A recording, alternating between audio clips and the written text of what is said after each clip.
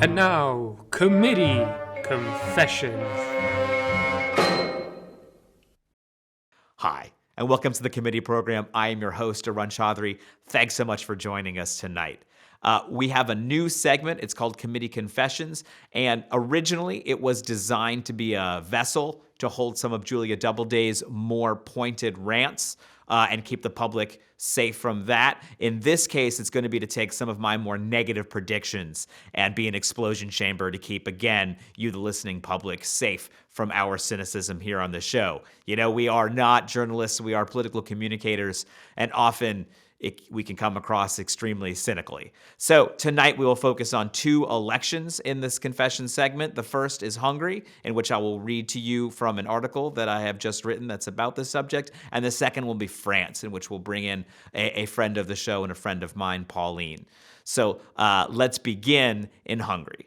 And despite what anyone may have told you, okay, dear listener, you are not a snowflake. I don't mean that you are less prone to melting, but we are not as unique, perhaps, as we might like to believe. Now, elections happen in cycles. The previous cycle of elections started in Italy, in Emilia-Romagna, that's a regional election, and continued through the United States with the election of Joe Biden and ended with the German federal election this fall. And what those demonstrated was that the traditional and the center left, with the addition of the civic left, had a workable majority against a hardening right wing, and as the global crisis pushed the electorate left economically, they were prepared to gain small dividends. Now, last Tuesday in Budapest, Hungary, closing arguments were heard ahead of their April 3rd election. Viktor Orban, the famous illiberal Democrat, an admirer of Vladimir Putin, and an agitator on the right fringes of Europe, is seeking re-election against clean-cut and deeply Christian Mayor Peter Markizoy, who has like 12 kids or something, I think it's actually 7, and who leads a 6-party opposition looking to normalize the country and return more fully to the European fold. Along with the contest in France, this heralds a new cycle of elections held during active fighting in the Russia-Ukraine war. Political cliches deflate in such circumstances. We always say all politics is local and nobody votes on foreign policy, but in this case, we need to dust off a different set of assumptions. War, we are often reminded, is uniquely good for incumbents. We call this the rally around the flag effect in the United States. Certainly the numbers from Macron in France bear this out in the proportions that we are used to seeing. But Hungary is a more interesting test because the relatively tight race within 5 points, measured by some unreliable polling, but also because Orban has direct ties to Vladimir Putin, the face and the voice of this invasion of Ukraine. Orban has thus far put distance between himself and the Russian president and presents himself as a stable choice between two parties, Russia and sort of the US, Europe, whose conflict has little to do with the needs of the Hungarian people. As someone lucky enough to be at that opposition rally in Budapest, I can tell you the main messages on display sought strongly to do the opposite, to paint Orban's Hungary as modeled on Putin's Russia, riddled with corruption, media repression, the types of stories that you tend to see in the Western press. How damaging these ties will be is questionable. Even since his stunning media disaster on the Polish border, Italian leader of La Lega, Matteo Salvini, has maintained much more stability in his numbers than one would imagine possible. And in nearby Slovenia, a place we will hear about in next episode quite extensively, Janez Janša, who models himself very much on Orban's style and method, is facing an election in this same cycle, April 23rd. He has actually also pulled further ahead in the polls like Orban and has even managed to squeeze in a visit to Kiev with a European delegation to show his support and is calling for no-fly zones and an unlikely number of refugees to come to his country. He is someone who is bending over backwards to turn this narrative around, seemingly successfully. This will be the playbook of this electoral cycle, a right wing putting distance between themselves and Vladimir Putin and painting themselves as a third way between two reckless warlike factions, Russia on one hand and Western Europe, US on the other, while they offer common sense stability. And you're going to see a left wing that will try to tie Putin around the neck of the most popular right-wing figures in Europe, Orban and Le Pen being just the first two. However, we often see when the left wing tries to adopt the policies of the right wing, think things like crime and think things like war, often they can think they're coming off Churchill and end up looking pretty Tony Blair. Let's bring in Pauline and get more specific about how war messaging is affecting the current landscape of the election in France, where after Hungary, this will be the biggest European continental election. Pauline, hi, how are you? Hello, I'm fine, and you? I am well. Pauline Rapilly Ferniot is a municipal councilor for the Green Party in a large city outside of Paris in the suburbs there. And I'm going to say it, Boulogne-Billancourt. Yes, almost like You say it just so that we say it, Yeah. we do you all proud. Boulogne-Billancourt. And thank you for coming on. This is traditionally a red-tinged show, and so we appreciate getting a green-tinged perspective from time to time. And look, our mutual comrade Nanon was just on here talking to us about the French elections. She was a bit pessimistic. I think, many of us are. But that was before the war, and we were just talking about how that affects politics, how sometimes folks on the center left can kind of go over the top to sort of embrace a jingoistic response, how other folks on the right can kind of fall back on their national security. How have you seen this affect the landscape of the French election? I feel like the war reinforced something that was already going on in our election. It's just like everything is going like if there were no election. Like it's like no one knows we have to vote in 15 days. And I think it was There's no sense of campaign. Zero sense of campaign. And I'm currently in the in the office of Yannick Jadot's campaign right now. And that's the Green Party candidate. Yes. And I feel like it's the only place, and in every candidate's area, it's the only places where people actually think about the campaign, but in the general people's opinion and stuff, it feels like there is no campaign. And I think it was mainly the case with first the COVID, which was the main topics during all these times, and also because our president waited until the last moment to say he actually was candidate, and he refused all debate, all discussion, everything. No, it's mine.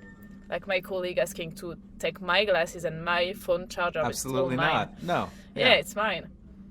The Greens, they always want to share everything. The sense of property is important too. We are not red people. We are green people. We have our own stuff. Yeah.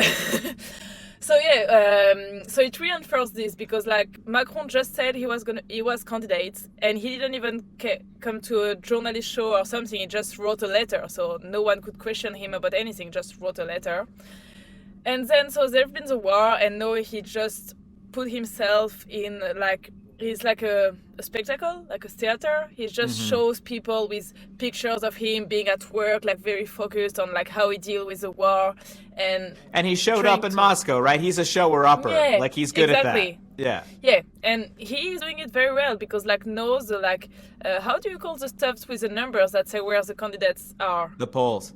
The polls, okay. He's getting a real bump, yeah. Yeah, he's at 30% on the polls, and it feels like he's going to be president anyway, and that makes everyone, not being into the campaigns. They just feel it's going to be Macron anyway, so they don't really think about it, they don't really are interested in it, and I would tend to agree with Ninon, the other French person that came last time.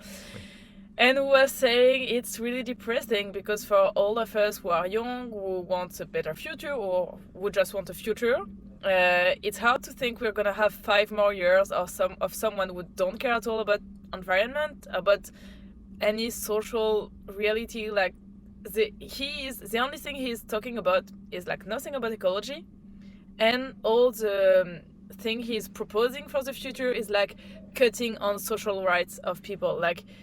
It's just going to be 5 more years of more precarity, more tension, and nothing about ecology. And also nuclear. You say nuclear in English? Yeah. So he wants to build new ones, and we know it's not a solution for fighting climate change. So it just... He's got a good environment for it, though, with everyone talking about Russian energy, for sure. How about this big mobilization that Mélenchon just did? It seemed like a lot of folks were there. I know ostensibly it's about something bigger than him, but in reality, it's a rally for him and his people. How did it feel? Does it feel like it's any traction there?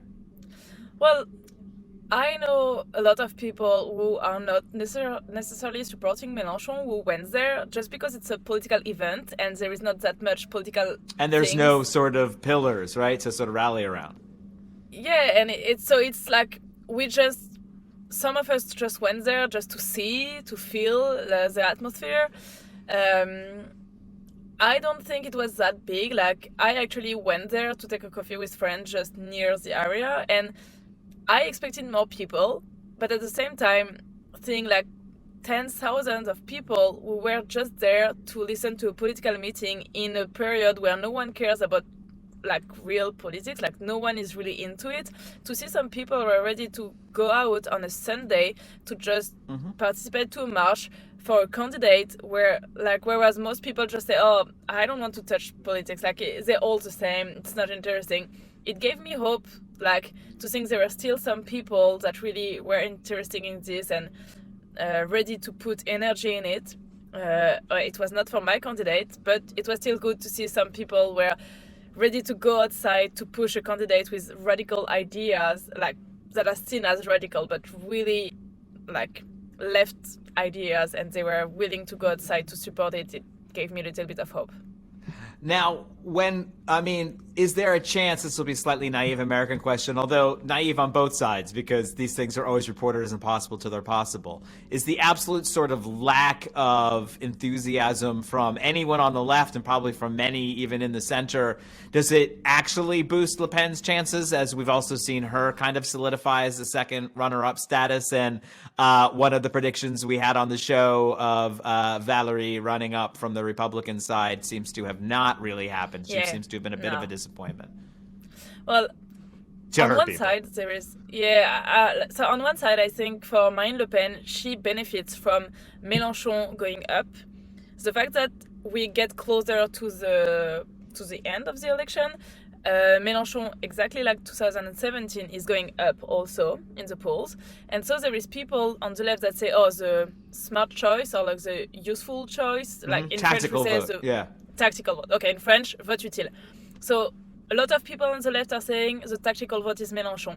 And a lot of people on the right and in far right are just saying, okay, so the tactical vote is Marine Le Pen. So Éric Zemmour and the fascist one, Éric Zemmour is going down, and also Valérie Pécresse is going down. And they are like, it benefits Marine Le Pen, who is seen as the tactical vote on the right. So she is going up at the same time as Mélenchon is going up. On the other side, for Valérie Pécresse, what I think is... So I consider her as a personal enemy, just because last year I was working for a candidate for Île-de-France, like the main region of France.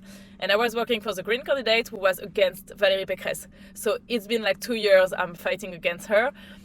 And for what I think with her, I think she's in a...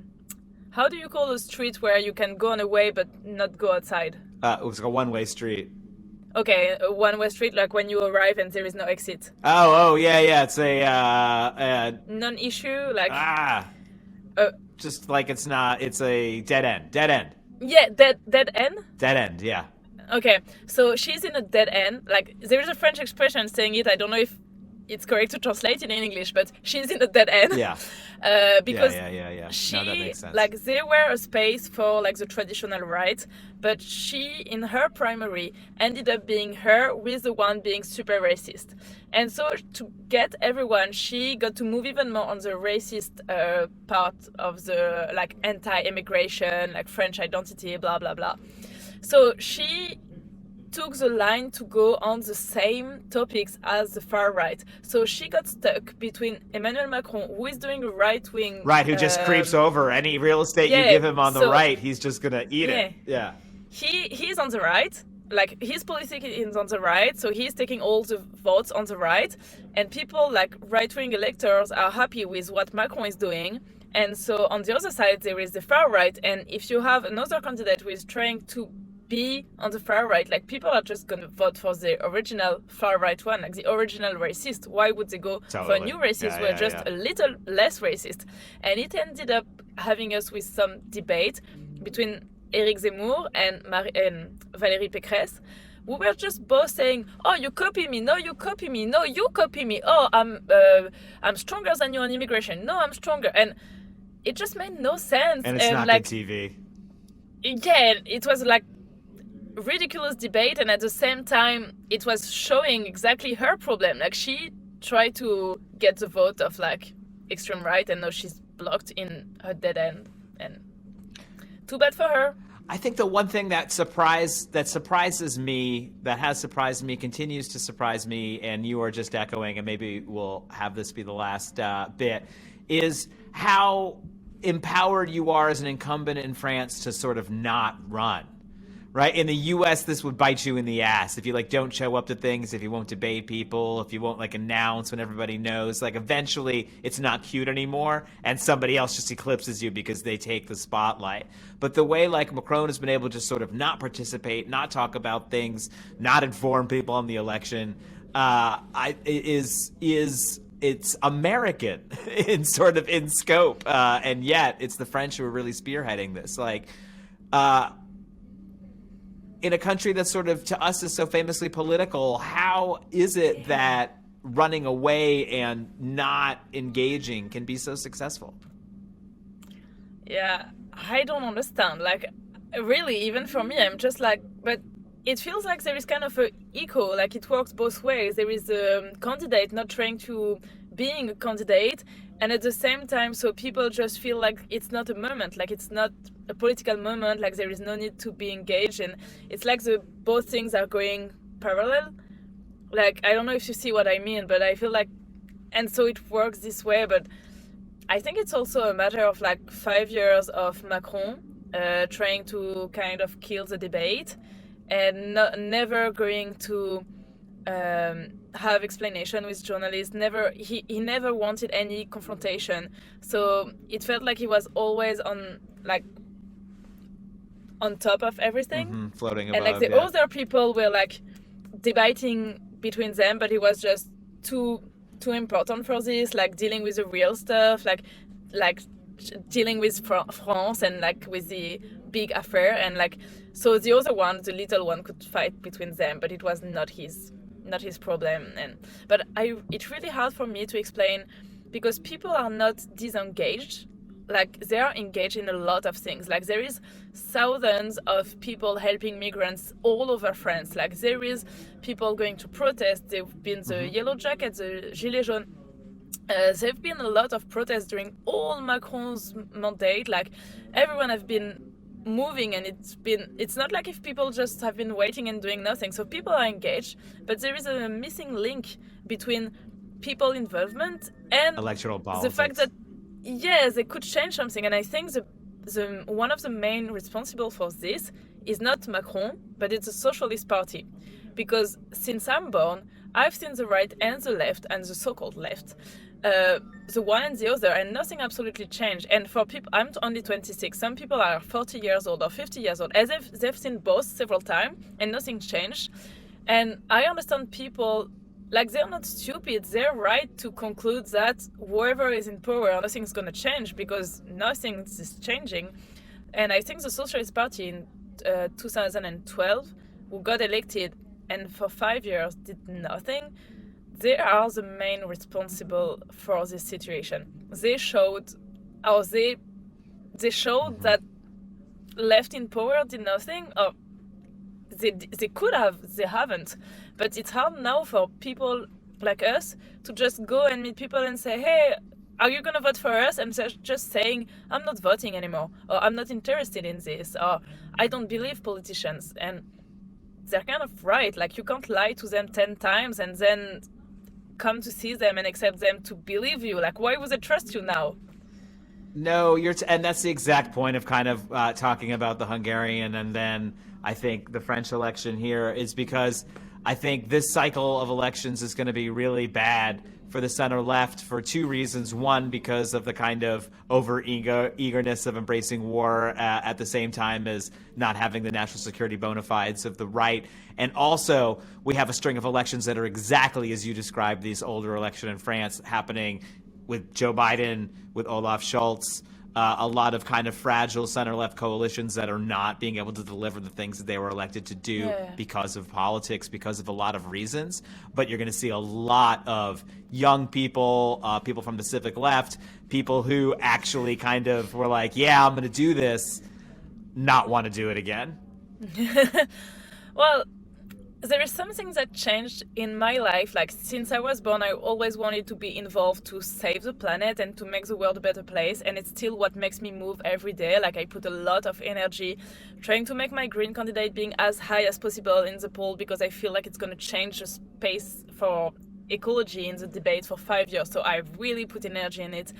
But something changed recently. Like, the last report of, how do you say it in English? Like, it's GIEC in French, like international experts that deliver situation on the planet. Every time there is a new one, I feel super depressed. And so this time, when the one got released, I just had this thing in my head, and I was like, okay, well, the world is just going to be worse and worse. Like, there is no better future coming. And before that, I was always thinking my only way to survive to this bad world coming is to get involved as much as I can and to make everything I can do to make it change, but kind of in a sacrificial way, and just to sacrifice everything so I just make the world a better place and hope in 10 years then, oh yes, I have the better place and now I can live and now I can be happy. And I had this thing in my head and being like, okay, so now it's the war at the border of Europe, there is a war, and like there is a pandemic, and like the climate change is becoming real and everywhere in our world. And I just realized, okay, I can get involved, but I also have to be happy now. And like there is, like, you can find happiness everywhere. So you can be in an action blocking Total or like another big oil company, and just take the time. Also, it's gonna sound super naive, but take the time to be happy because there is some sun and it just feels good to be right now with other activists doing something. So I feel like the future is not really bright, or it doesn't make me hope a lot, but I just decided, I know it's not going to be fun, but I'm going to just be happy on the way, and I do my way to make the world better. But if it doesn't work, at least on my way, I will have find friends and happiness doing this. So I think I found a way to not being fully depressed on this. And it was something to do, right? Everybody needs something to do. Yes. Also, it's something to do, but I'd be happy fighting for social justice without the climate change. Like, I'd be happy without this, like, limit and, like, kind of this, it's like every second we wait, it's even more too late. Like, it's not Englishly correct to say this, but, like, and so it's like this feeling of emergency all the time that is super stressful. But yeah, I'm just gonna find a way. Like, I'll keep going, I'll keep trying. Gonna run to be a deputy. Oh, excellent. Yeah, I don't think I'll be elected, but I'll do my best to try. All right, don't say that on the air, okay? We hope and expect that you will find the votes to be elected. This is the official line from the campaign, everyone. Okay. Yeah. So I'm gonna be deputy, like in June 2022. I'll be a new French deputy, and I'll make my best for 5 years for like every single other deputy, everyone from the right, everyone from the other party, and the government, all of them, they're gonna hear about the climate emergency every single day, all the time. I won't let them rest a single second, and we will force them, because I won't be the only one. We'll be like at least 10 or 20 of girls like me trying to make things move, and we won't let them rest a second if they don't like really take seriously our future. So that is some bold-faced optimism to end the segment with. Thank you so much for delivering the kind of energy that I'm not famous for, and I never infuse the show with. So Thank you for that. But really good to see you, Pauline. As always, thank you for coming on. Thanks for talking to us. And I have an idea, after the elections, or maybe after the first round, you, me, Nanon, Clement, we should all have a little round table and say what happened, what do we think, how did it all turn out? And how we do the revolution, because like if we have Le Pen and Macron, maybe we need a small revolution just to like shake them a little. A little revolution. Yeah, a little one, just like this, because you know it's France. So let's just do a little revolution. Committee, comitato, committed, committeto. Arun, Committee, we young way, submitting, wake.